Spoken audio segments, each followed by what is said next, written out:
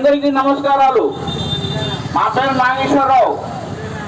గతంలో నా నౌతా భక్తం నాగేశ్వరరావు మీ అందరికీ పరిచయం. ఈ ప్రస్తుతానికి నేను ఖమ్మం స్థానం నుంచి స్వతంత్ర ఎంపీ అభ్యర్థిగా పోటీ చేస్తున్నాను. మీరందరూ నాకు ఓటు వేసి గెలిపిస్తారని మనస్ఫూర్తిగా మిమ్మల్ని కోరుకుంటున్నా. భారత రాజ్యాంగంలో విద్యని వైద్యాన్ని ఉచితంగానే ప్రజలందరికీ అందించాలని రాజ్యాంగంలో లిఖించబడ్డది.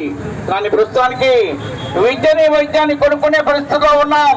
ఇది చాలా దారుణమైన విషయం.